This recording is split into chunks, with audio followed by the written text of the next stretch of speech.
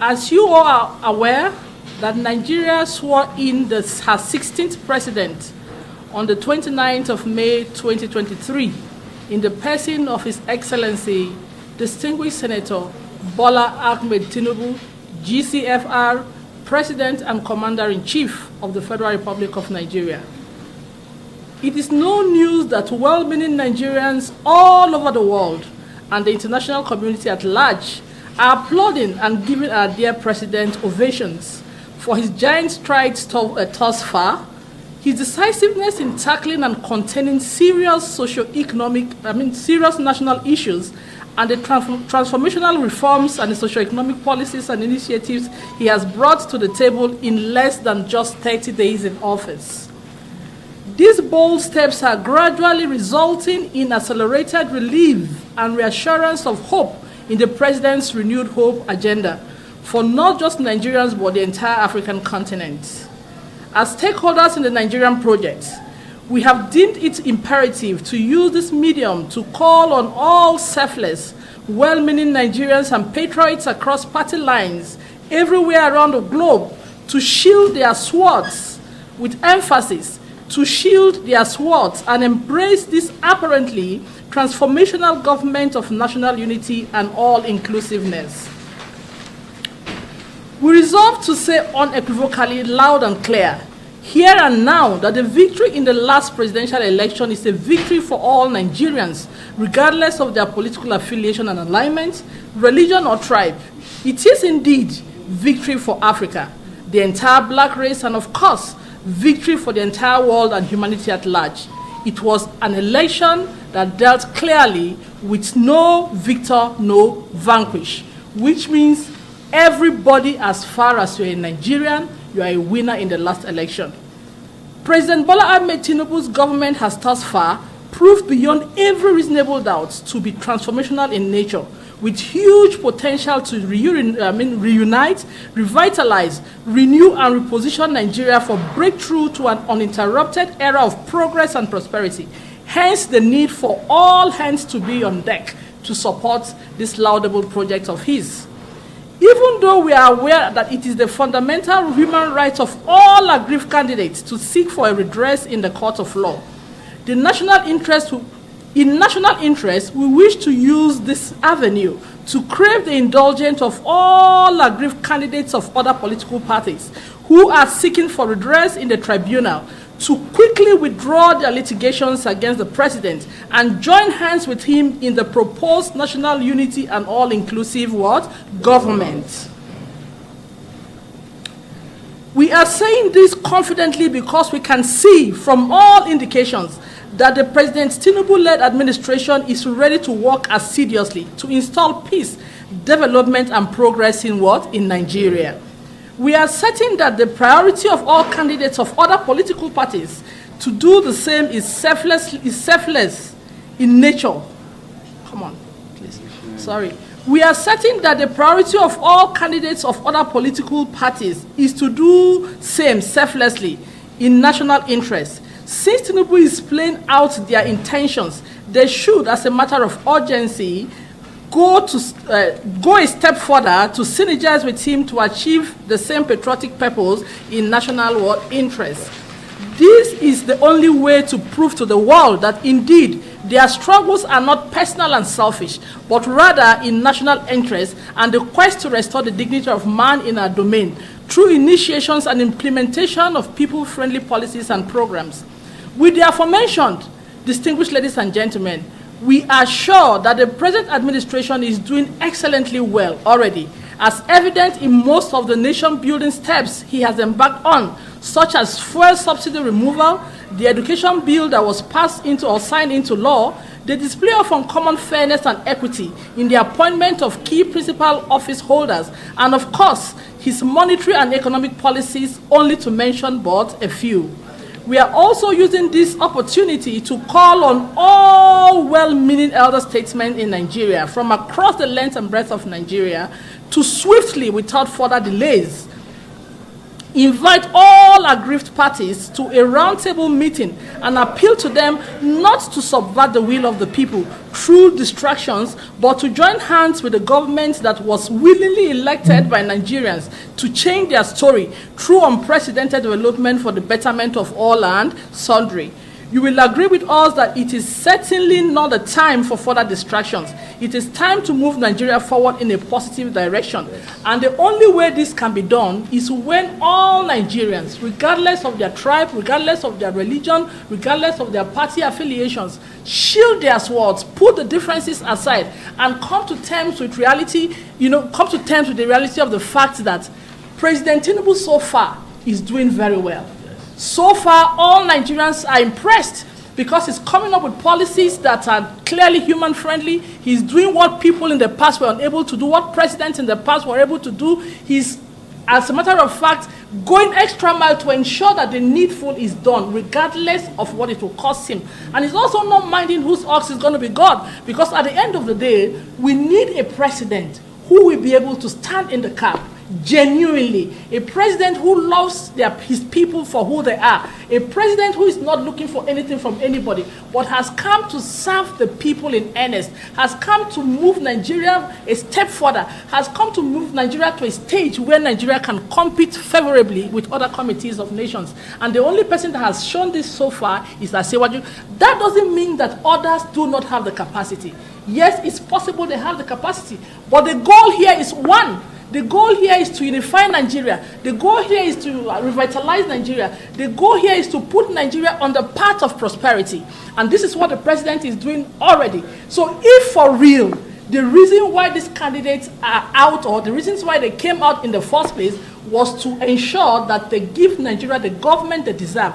Now that we have the government that they would have wished to give to Nigerians, I think it will only be fair and selfless for them to come and synergize with him, merge force with him, make their contributions when necessary, bring what is necessary to the table to the fore, so that we can, for the first time in the long history of ours, move Nigeria very fast in an accelerated manner, move Nigeria to the level where it ought to be in the scheme of things. Thank you very much, distinguished ladies and gentlemen.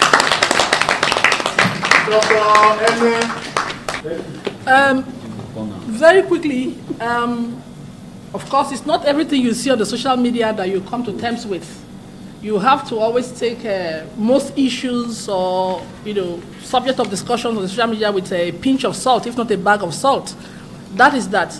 And then number two, what I don't understand is when Nigeria only like to look at things from one perspective and from the negative perspective of it. You understand? The moment His Excellency came on board, one of the foremost agenda he mentioned was to increase salaries across board. Yes. Am I right? Yes. He has emphasized that, he has re-emphasized that, he has said it, and he's willing to do it as soon as possible. Salary increase is what? Salary increase. If someone is selfless, does not mean that he's not entitled to his or her wages. Are you getting my point? If that is being proposed, is at the president's discretion to know what to do about it based on the points that have been raised. Because let me also bring you to something again. We talk about corruption. Corruption has so many things that triggers it.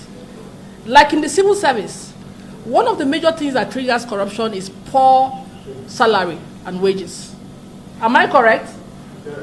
If there is an amendment to the salary of most civil servants, I'm talking generally now, and of course they are paid what can sustain them and their families, at least to the end of the month, there's no doubt the level and quest for corruption will automatically reduce.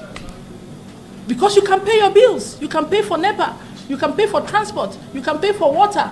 All these things are bills that must come from the salary.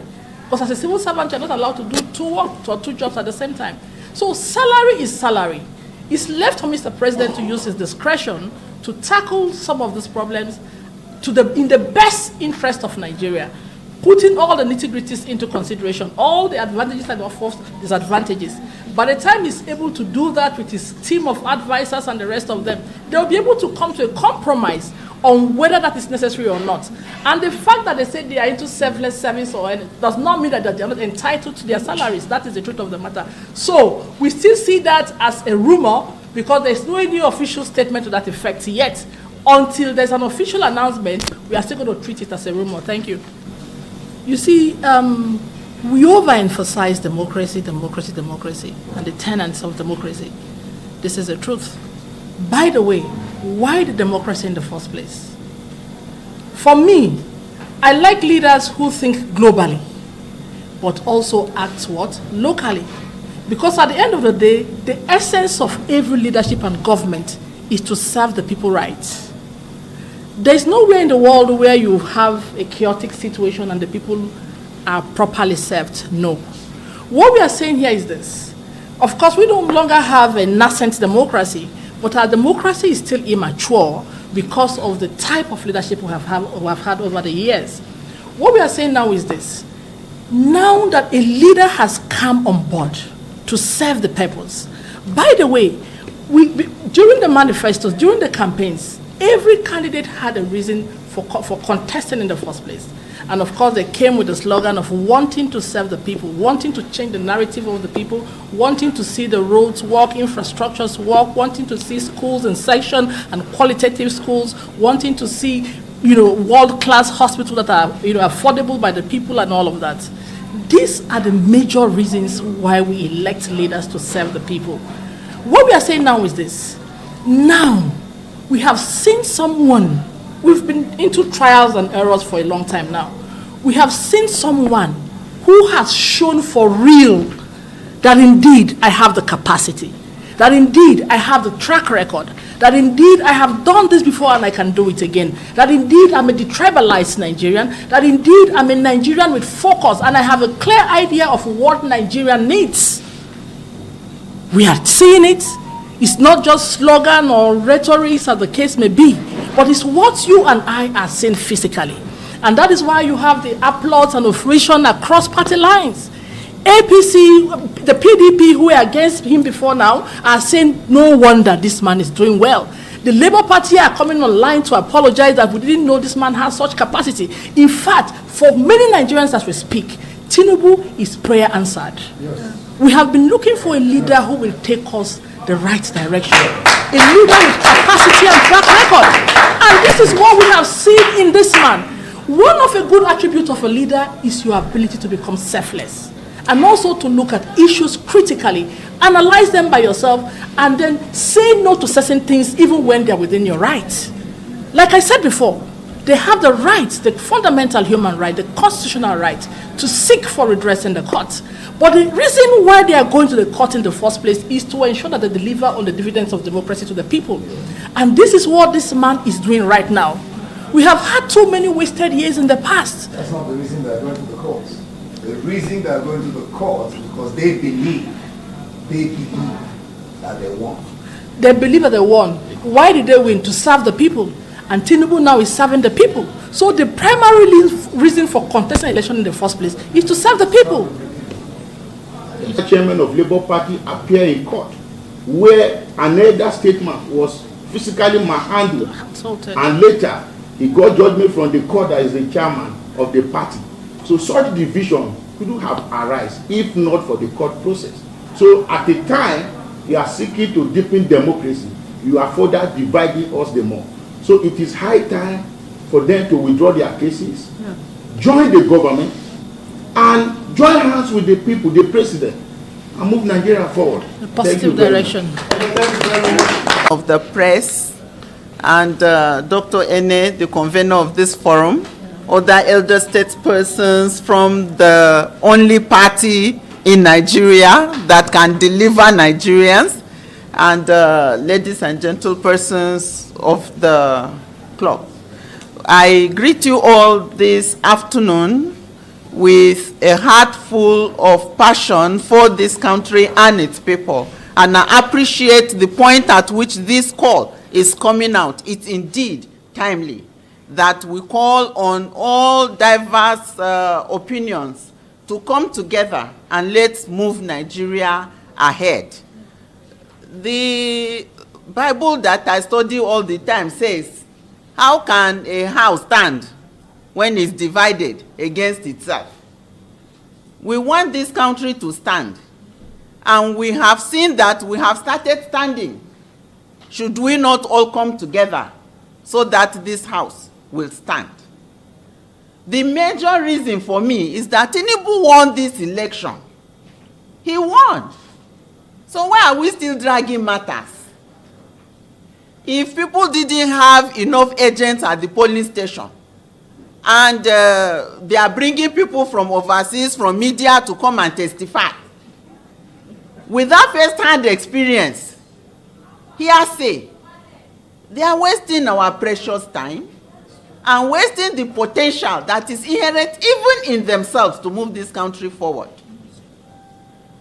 Our president has shown that he is an all-inclusive, loving person. And inclusivity is key to government performance, as Dr. Ene has stated.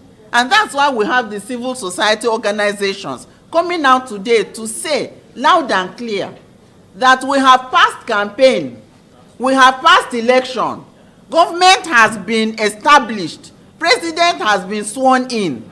Even their winners in the election they are adjudging is wrong have been sworn in, and they are all functioning as House of Reps persons and as senators. So what are we dragging again? Please, let's not divide the attention of Nigerians from this grace that we have received. Like my brother said, in spite of ourselves and our desires, God has deemed it fit out of his infinite mercies to give us a president who can stand his ground and do justice and ensure that Nigeria makes progress. So I'm lending my voice to everyone on the high table as a former presidential aspirant who understands what it takes to move this nation forward, that I have seen indeed a man who can. Let's team up with him and get it done. Thank you. My name is Chesna Milo Dorothy Nuhu Akenova, presidential aspirant of the SDP. I'll do that. Thank you very much.